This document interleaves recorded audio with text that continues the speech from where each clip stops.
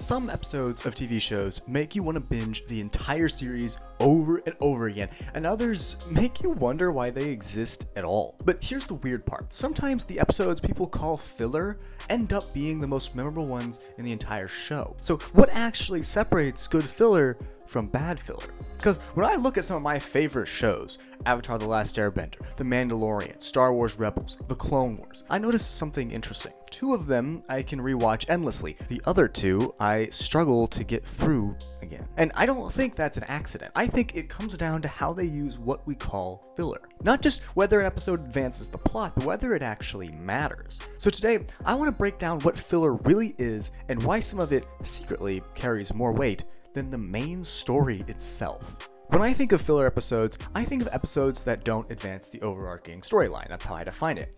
And look, by that definition, entire shows are filler. Phineas and Ferb, for example. But we don't watch that kind of show for the overarching story. So this definition really only applies to what is known as prestige television, or TV shows that have story. But what makes bad filler, and more importantly, what makes good filler? Let's look at those 4 shows I mentioned, starting with The Mandalorian. Many people have praised The Mandalorian for its lack of filler, but on my rewatch in preparation for the upcoming movie, I realized something. The reason people don't notice the filler in The Mandalorian is because of how well written that filler really is, at least in Season 1. While Season 1, Episode 4 doesn't advance the story of Din Djarin and the child really at all, it does do a couple of important things that keep it from being boring. The first is that its emotional arc isn't self-contained. Filler episodes are a problem when they set up a conflict and then resolve it in the same episode. And while this episode does do this from a man versus man perspective, it does not do that for Mando's personal story. In this episode, Mando is tasked with protecting a primitive village from some raiders who have an AT-ST. That's the main physical conflict of the episode, and it's resolved by the end when Mando destroys the AT-ST with the help of Cara Dune. That is what qualifies this episode as filler. Mando ends the episode in the same place physically as he started it, in his ship with Grogu looking for a place to hide. But the emotional arc his character undergoes in this episode is a microcosm of his story across the whole season. Will he hold to his beliefs, or will he do what he thinks is right? In episode before this one,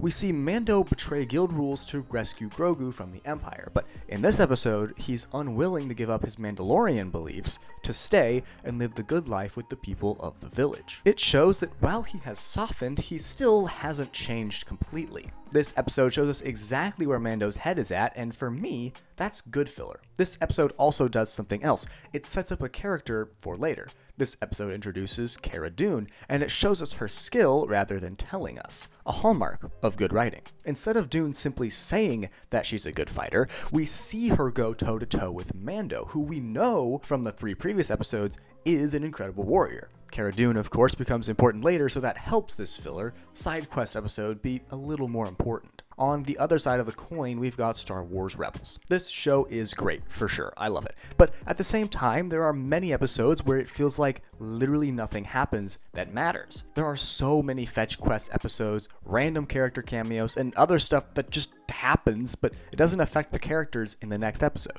There are a lot of episodes in the show that are truly and totally skippable. The reason? They do many of the things I just praised Mando for not doing. First off, usually in these filler episodes, a problem is brought up at the beginning. Often, a physical issue is mirrored by a personal issue undergone by the crew of the Ghost. Maybe Zeb is being annoying, or Ezra is struggling to do some force ability. At the same time, they need to carry some cargo from one place to another. None of these setups are wrong or bad in themselves. The problem comes when you realize that none of them carry over. That cargo never comes back around. Ezra manages to do whatever he was struggling with by the end of the episode, and he probably won't need to do it again until the finale. Everything is wrapped up with a nice little bow at the end of the episode, and it doesn't end up mattering to anyone at all. And to be honest, I like these episodes the first time I watched the show. I think they're fun, and I like just hanging out with the characters and in the setting, you know? The Clone Wars is even worse about this, but the structure of that show is different. All the same stuff still applies to most of the show. It's fun the first time, but on a rewatch for both of those, you see the cracks in the writing, and I just can't help but feel they could have done better. But maybe you're thinking that it's not a fair comparison. After all, Rebels and Clone Wars are animated shows for kids, and The Mandalorian is a live-action show that's aimed more for adults. Of course Mando is better, you could say. Well, I'll prove you wrong, using arguably the best filler of all time,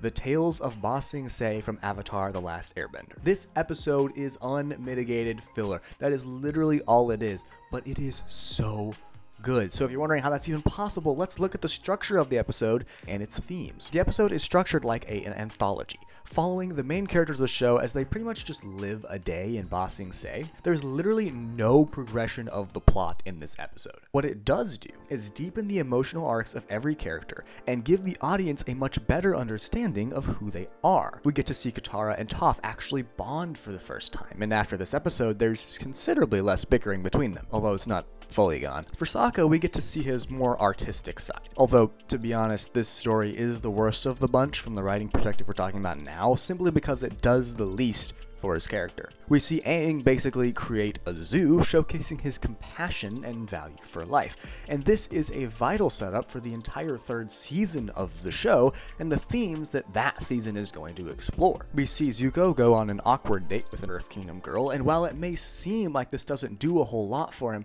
it's really much deeper. It shows that while Zuko has changed a huge amount from the beginning of the show, he hasn't truly given up on his Fire Nation allegiances and beliefs. This is extremely important stuff to know about him for the finale of this episode, which is like 2 or 3 episodes away. The tale of Momo honestly advances the plot the most because it shows that Appa is still alive and in Ba Sing Se. But that leaves the last short story.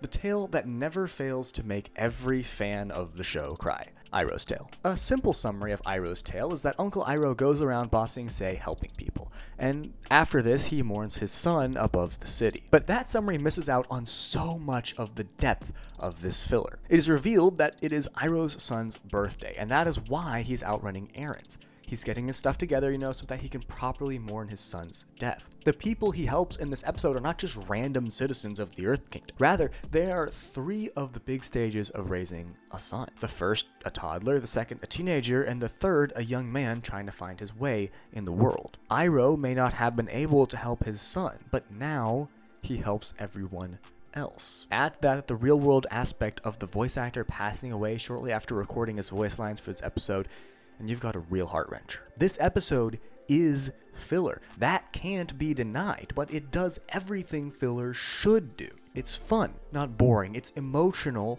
not corporate. And it matters to the characters. It affects the characters. It lasts longer than the singular episode that it takes place in. Some people would say that these episodes just aren't filler at all, that we shouldn't even call them filler because they deepen our understanding of the characters, and that because of that they are thus important to the story and can't be filler. Well, I disagree with that. If you were trying to tell these stories as tightly as possible, you would not include the Tales of Ba Sing Se from Avatar or Sanctuary from The Mandalorian. They are there to fill time, to take up an episode. But that doesn't mean that they're bad. Filler is not a bad adjective, it is a neutral one.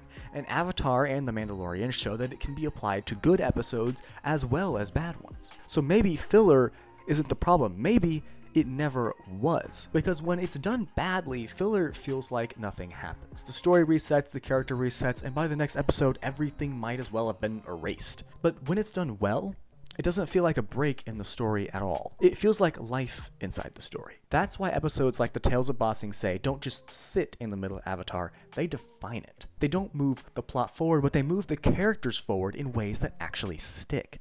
And even in a show like The Mandalorian, the so-called side quests work for the same reason. They don't exist just to fill time. They exist to reveal who these people are when nothing important is happening. So the real difference isn't filler versus non-filler. It's whether the episode leaves anything behind after it ends. Because the best stories don't just move forward. They linger. If you want to write your own story with crypto, use Coinbase. Coinbase is my favorite way to track crypto and to buy and sell it. And if you use my link in the description, you will get $20 of free Bitcoin when you acquire your first crypto. And you also support me as well, actually. This video is not sponsored by Coinbase, but I like them, so you should check it out. Thanks so much for watching. If you've made it all the way here, could you leave a like? Which is your favorite story from the Tales of Ba Sing Se? Hit sub for more breakdowns just like this one, and I will see y'all in the next one. I've been Judah Eiler from True V Radio. Thanks so much for watching. Farewell, friends.